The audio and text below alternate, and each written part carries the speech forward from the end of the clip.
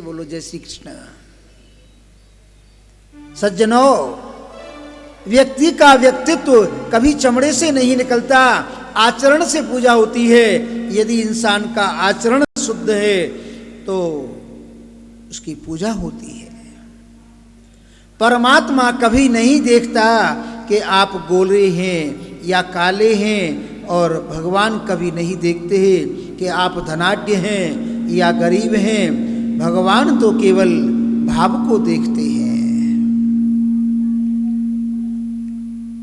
अब संबंध से अजामिल की वृत्ति बिगड़ गई। परम सुशील ब्राह्मण चोरी करने लगा। अजामिल धीरे धीरे चोरी की प्रवृत्ति बढ़ गई। चोरी करते करते डाका डालने लगा। डाकू अजामिल के घर से जाने लगा। माथे पर काली पट्टी बांध करके अजामिल जाता है। हे गोविंद, नंगी तलवार हाथ में लेकर के जब निकलता है तो सभी दुकानदार हैं वो अपनी दुकान को बंद कर लेते हैं। लोगों के मन में बहुत भय हो जाता है। उस गड़का के माध्यम से उस अजामिल के 9 पुत्र हुए। उन्हें कौन सुधारे? क्यों? कि पिता की संस्कार सही नहीं। लेकिन संत की ताकत ऐसी होती है कि सत्संग जीवन को परिवर्तित कर देता है। यदि इंसान को सत्संग श्रेष्ठ मिल जाए तो उसके अंदर सुधार आ जाता है। सायंकाल आधा घंटा भी यदि आपने सत्संग कर लिया तो जीवन आपका धन्य हो जाएगा। अयोध्या जी से कुछ संत मंडली वृंदावन धाम के लिए आ रही थी, तो संत भगवान पैदल चल रहे थे और पूरी मंडली साथ में घूमते हुए और अजामिल की नगरी में आ गए। भगवान का कीर्तन कर रहे थे। हरे रामा हरे रामा हरे रामा हरे रामा हरे रामा हरे रामा हरे रामा हरे हरे सभी गाइए।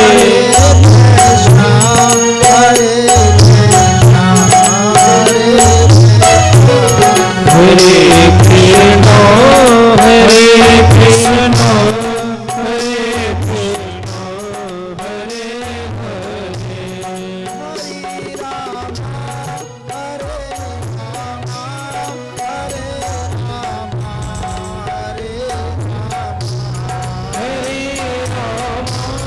हरे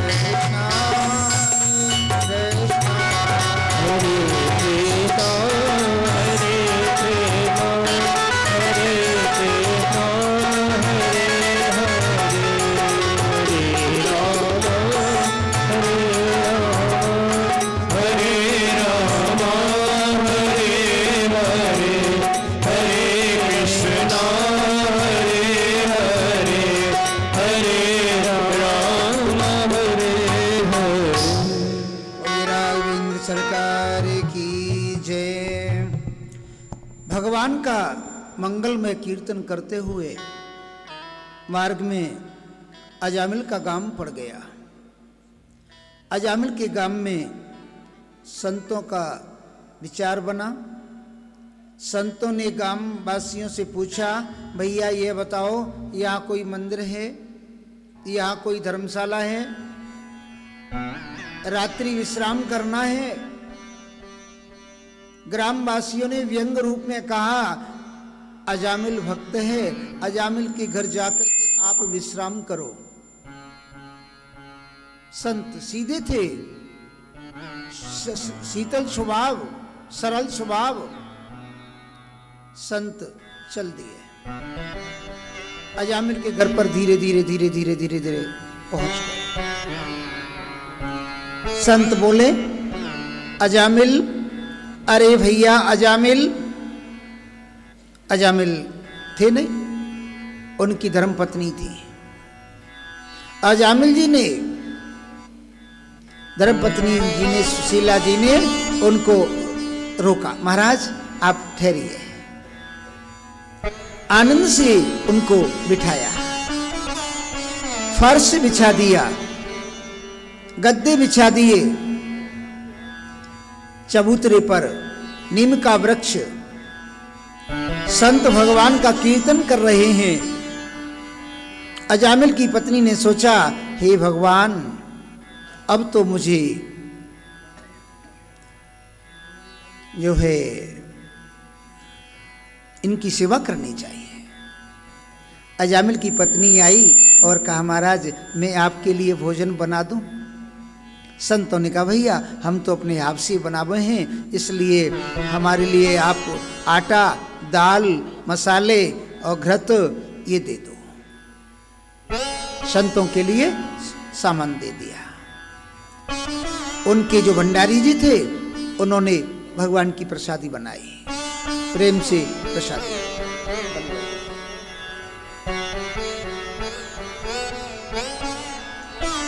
और विचार करने लगी कि मैं कितनी दुर्भाग्यशाली हूं, आज मेरे संत भगवान वृक्ष के नीचे रुके हुए हैं,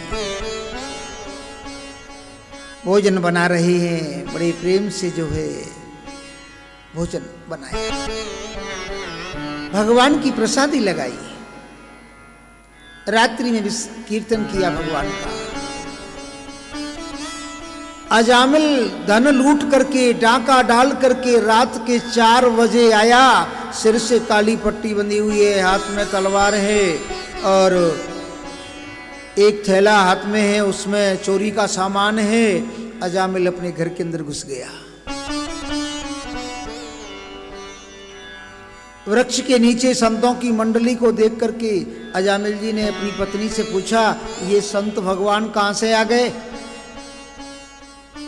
पत्नी ने कहा, महाराज ये अयोध्या से आ रहे हैं, श्री धाम वृंदावन इनको जाना है, इसलिए आज रात्रि विश्राम करेंगे यहां पर और प्रातः काल ही चले जाएंगे। अजामिल को गुस्सा भी आया, लेकिन शांति से उनको समझा दिया, आप संत भगवानों से कुछ मत बोलना और न वहां जाना, आप तो अपने कमरे में आराम से विश्राम करो। शांति से उनको समझा दिया। प्रातःकाल भयो, अजामिल की पत्नी आई और भेंट की, उन्होंने दक्षिणा दी। संतों ने कहा, हमें नहीं चाहिए महाराज, मुझे ऐसा आशीर्वाद दे दो, मेरे पति देव नास्तिक हैं, निष्ठ कर्म करते हैं, दुराचारी हैं और चोरी इत्यादि, डकैती आदि करना इनका कार्य है, इसलिए आप तो कोई ऐसा उपाय बता दो ताकि मेरे पति की मुक्ति हो जाए, मोक्ष हो जाए, भगवान के धाम को मेरे पति देव पहुंच जाए। संतों ने आशीर्वाद दिया कि हे पत्नी, आपका जो 10वां बालक होगा वह नारायण नाम का बालक होगा और उस नारायण बालक से ही आपकी पति का उद्धार हो जाएगा। संत भगवान आशीर्वाद देकर के और श्रीधाम वृंदावन के लिए चले गए। वहां जाकर के भगवान की भक्ति की। अजामिल की 10वां पुत्र नारायण हुआ। नारायण बेटा इतना सुपात्र, भगवान का भक्त, हमेशा भगवान की भक्ति करने वाला। 82 वर्ष की उम्र अजामिल की निकल गई। तदोपरांत यमराज के दूत लेने आए। बालक गैत में खेल रहा था। नारायण दूरे क्रीडनकं श्रुत्वा सुतं नारायणावयम्।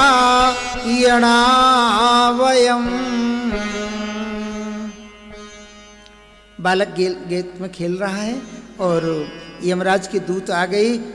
अजामिल घबरा गया, भयभीत हो गया। दूतों को देख करके तुरंत अजामिल ने अपने पुत्र को बुलाया। यदा नारायणायेति, नारायण नारायण नारायण नारायण, मुझे बचाओ बचाओ, क्योंकि यमराज के दूतों की भयंकर आकृति होती है, इसलिए आप मुझे बचाइए। यदा नारायणायेति जगादा चतुरक्षरम ब्रह्मघाती गोघाती, यानी नारायण जो 4 अक्षर का नाम है, इस नारायण का नाम लेने से समस्त पाप नष्ट हो जाते हैं। इसलिए नारायण का नाम लेते ही भगवान ने जब नाम श्रवण किया कि अजामिल मुझे बुला रहा है, भगवान नारायण ने अपने दूतों को भेज दिया। विष्णु भगवान के दूत आ गए और विष्णु भगवान के दूतों ने आकर के अजामिल को ले जाने की तैयारी करने लगे। यमराज के दूतों में आपस में विवाद हो गया। कहाँ ले जा रहे हो? भाई हम तो यमराज के यहाँ ले जा रहे हैं, हमारा कार्य यही है ले जाना। तो भाई ऐसा है, अब भगवान ने हमें भेजा है, इसलिए हम लेकर के जाएंगे। भगवान के दूत ले गए हरिद्वार में। हरि का द्वार है, हरि का दरवाजा है, उसे हरिद्वार कहते हैं। हरिद्वार में ले गई और वहां ले जाकर के हर की पीढ़ी, जो गंगा मैया का परम पवित्र तट है, उस हर की पीढ़ी पर उन्होंने अजामिल के पार्थिव शरीर को रखा। गंगा जी में स्नान कराया। स्नान कराने के बाद में उनका वहां पर संस्कार इत्यादि किया। 16वां जो संस्कार होता है, वह 16वां संस्कार वहां पर भगवान के दूतों ने वहां पर किया। अजामिल को वैकुंठ में भगवान के समीप ले गए। वहां ले जाकर के बड़े आनंद के साथ अजामिल का यदा नारायणायेति जगाद चतुरक्षरम, नारायण भगवान का 4 अक्षर का नाम जो कि वैकुंठ से प्राप्त करा देता है। सुखदेव जी महाराज कहते हैं कि हे राजन परीक्षित, इस प्रकार नारायण भगवान का नाम लेने से ही जीव का उद्धार होगा।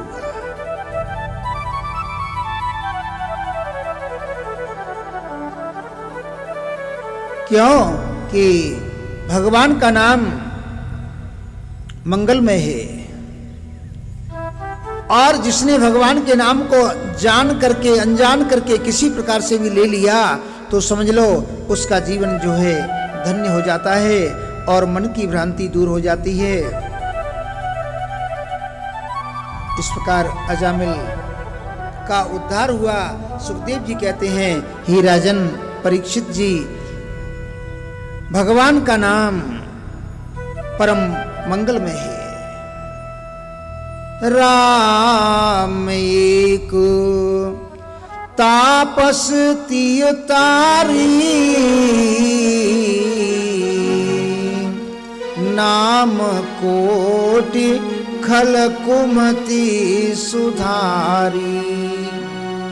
भगवान ने तो केवल एक तापस नारी का ही उद्धार किया, और नाम ने, भगवान का जो नाम है, उस नाम ने करोड़ों व्यक्तियों का, प्राणियों का, जीवों का उद्धार कर दिया।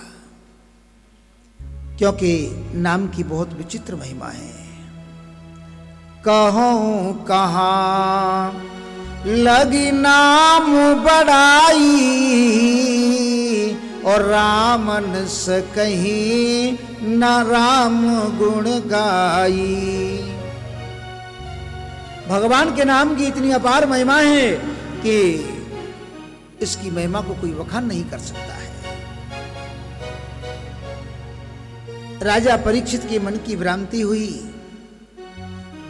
और प्रजापति दक्ष के बारे में बताया कि 11,000 पुत्रों की वृद्धि हुई। देवता लोगों ने सभा में गुरु का अपमान किया, बृहस्पति रूठ करके चले गए। इंद्र ने दूसरा गुरु बना लिया जिसका नाम विश्वरूप। शास्त्र में लिखा हुआ है गुरु त्यागना नहीं चाहिए। गुरु त्यागात मृत्यु, गुरु का त्याग करने से मृत्यु हो जाती है। मंत्र त्यागात दरिद्रता, मंत्र का त्याग करने से दरिद्र आ जाता है। इसलिए मंत्र का जाप नित्य करना चाहिए। तो बृहस्पति गुरु का त्याग करने के कारण इंद्र को कष्ट मिला, दुख की प्राप्ति हुई। हाँ ठीक है, रख दो। हे गोविंद, विश्वरूप गुरु बन गई, इंद्र के हाथों से मारी गई, बहुत बड़ा पाप लगा। ब्रह्म हत्या को 4 जगह बांटा गया, जल में और वृक्ष में स्त्री के लिए, अग्नि के लिए। त्वष्टा मुनि ने मंत्र शक्ति से दूसरा पुत्र उत्पन्न किया जिसका नाम वृत्रासुर हुआ। इंद्र को मारने वृत्रासुर आया। इंद्र ने प्रभु भक्ति दधीचि ऋषि की अस्थियों से सुंदर वज्र बनाया और उसका उद्धार किया। वृत्रासुर भगवान का परम भक्त था।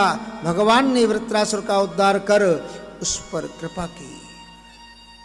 परीक्षित ने पूछा, महाराज ऐसा महान भक्त होने पर भी वृत्रासुर को राक्षस योनि में क्यों जन्म लेना पड़ा, कारण क्या है?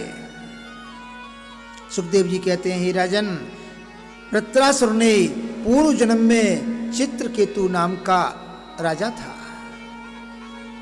एवं उसकी कई पत्नियां थीं, लेकिन संतान नहीं हुई। अंगिरा ऋषि जी आए थे। अंगिरा ऋषि जी से चित्रकेतु राजा ने निवेदन किया, महाराज कोई संतान हो जाए ऐसा आप उपाय बता दीजिए। अंगिरा ऋषि जी ने कहा कि भाई उपाय तो है, क्या बालक हो जाएगा। उन्होंने एक फल लिया, फल लेकर के और अंगिरा ऋषि जी ने राजा को आशीर्वाद में दिया। कहा कि बड़ी रानी को इस फल को खिला देना, गर्भवती हो जाएगी, 9 महीने बाद बालक का जन्म होगा। राजा गए और राजा ने ले जाकर के सबसे बड़ी रानी कृतद्युति, उस कृतद्युति रानी को फल खिला दिया। 9 माह उपरांत बालक का जन्म हुआ। अन्य जो रानियां थी वह उस कृतद्युति से जलने लगी। सोचने लगी अब तो इसका ही आदर हो रहा है, इसका ही सम्मान हो रहा है, इसकी खुशामद हो रही है, हमें कोई नहीं पूछ रहा है। इसलिए अन्य जो रानियां थीं राजा की, वो आपस में जलने लगी, हे भगवान अब का किया जाए, हमारी तो मान्यता खत्म हो गई, हमारा सम्मान खत्म हो गया। ऐसा करें न रहे बांस और न बजे बांसुरी, इस बालक को ही नष्ट कर दिया जाए ताकि ये सम्मान खत्म हो जाएगा। रानियों ने सहमति की, विचार किया और तुरंत उन्होंने एक कटोरी में विष घोल लिया। विष घोल करके उस सोते हुए बालक को और विष पिला दिया। प्रेम से बोलो राधे राधे, जोर से बोलना पड़ेगा और जोर से बोलना पड़ेगा। राधे राधे। राधे राधे इसलिए बुलवाते हैं कि आपका जो आलस्य है वो दूर हो जाएगा भगवान का नाम लेने से। रानियों ने उस बालक को जहर पिला दिया। बालक सो रहा था पलंग पर। मां कृतज्ञवती आई कुछ समय उपरांत और मां कृतज्ञवती जी ने देखा, हे भगवान, हे गोविंद, बालक को उठाया, गोद में लिया। बहुत देर हो गई, बालक ने आज दूध नहीं पिया है, दूध पिलाऊं, लेकिन बालक के अंदर तो कुछ था ही नहीं, इसलिए बालक तो मृत हो गया। रानी रोने लगी। जिन रानियों ने जहर पिलाया था वो भी वहां दिखावटी रोने लगी। रानियां रो रही है। चित्रकेतु राजा भी रोने लगे, प्रजावासी भी रोने लगे। अंगिरा ऋषि महाराज, नारद जी दोनों आए। उन्होंने कहा, राजन क्या बात है? महाराज आपके आशीर्वाद से बालक भयो और ये कुछ ही समय उपरांत नष्ट है गयो। जीवन लीला या की पूरी है गई, अब कहां की हो जाए? हे महाराज आपने ही आशीर्वाद दियो। हे गोविंद, अंगिरा ऋषि जी ने ध्यान लगाया। ध्यान लगा करके कहा, हे राजन, ये आपका संयोग इतना ही था, इसलिए। वो कैसे? आप भी पहले जन्म में राजा थे और ये आपका जो बालक बनकर के आया है ये भी पहले जन्म में राजा था। आपने इस पुत्र रूपी राजा के यहाँ पर चढ़ाई की, युद्ध किया, इसको परास्त किया और आपने सारा धन ले लिया इसका और उपयोग किया। अब उसका बदला लेने के लिए आपके यहाँ पर ये पुत्र बनकर के आया है और अब पुत्र के जन्म के उपलक्ष्य में आपने सोना, चांदी, हीरे, जवाहरात सब कुछ दान में दे दिए। जो दान आपने इसका लिया था वो सब लुटा दिया आपने और उसका बदला लेकर के और ये आपके यहाँ से चला गया। इंसान यदि गलत काम करता है, यदि किसी के धन का हरण करता है तो उसके लिए सुख नहीं मिल सकता है, उसके लिए अंत तो गत्वा और दुख ही, कष्ट ही प्राप्त होगा। इसलिए किसी के साथ अन्याय मत करो, किसी के साथ अनीति मत करो, किसी को कष्ट मत दो। धन के मद में, बल के मद में, ऐश्वर्य में, प्रमाद में आकर के और इंसान कहता नहीं मैं बलवान हूं, मैं शक्तिशाली हूं, मेरे 5 बालक हैं वो भी बलशाली हैं। अरे मूर्ख, अरे अज्ञानी, ये शक्ति तेरी काम नहीं आएगी, उन बालकों का बल भी काम नहीं आएगा। अपनी नीति पर चल, अपनी सही रास्ते पर चल, सत्य मार्ग पर चल ताकि तेरे लिए सुख मिले। चित्रकेतु राजा ने दूसरा प्रश्न किया, भगवान आप ये बताओ कि इस बालक की मृत्यु क्यों हुई है, क्या कारण है? सुखदेव जी ने कहा कि राजन, मृत्यु होने का कारण तो ये है कि ये राजा पहले जन्म में शौच कर्म करने के लिए गए और वहां जंगल में जाकर के एक लोटे में, क्योंकि पहले जंगल में ही शौच कर्म करने जाते थे, सर्दी का मौसम, तो लोटे में जल भर के गर्म जल लेकर के गया था। शौच कर्म किया, शुद्धिकरण किया, कुछ लोटे में जल शेष बचा, उसको लेकर के बामू में डाल दिया। प्रेम से बोलो राधे राधे। बामू में डाल दिया और उसमें चींटियां थीं। वो चींटियां जल डालने से नष्ट हो गईं और वही चींटियां आपके यहां पर ये रानी बन करके आई हैं। आप, इस बालक ने तो जल से मारा था, लेकिन इन रानियों ने इस बालक को विष पिला करके और इस बालक को नष्ट कर दिया है। इंसान को अपने कर्म का फल अवश्य भोगना है। ये शास्त्र, ये वेद, ये पुराण, ये उपनिषद सभी हमारे इसका प्रमाण देते हैं। अवश्यमेव भोक्तव्यम यावत् कर्म शुभम।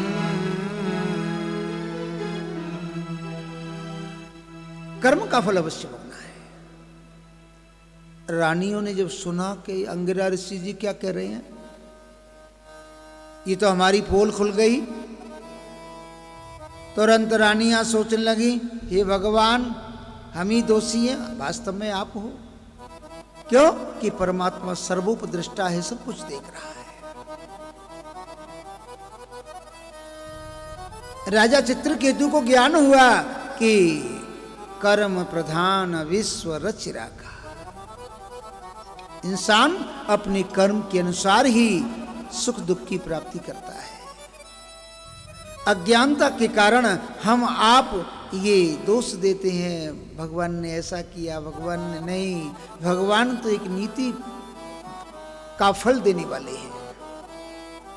परम पिता परमात्मा हमेशा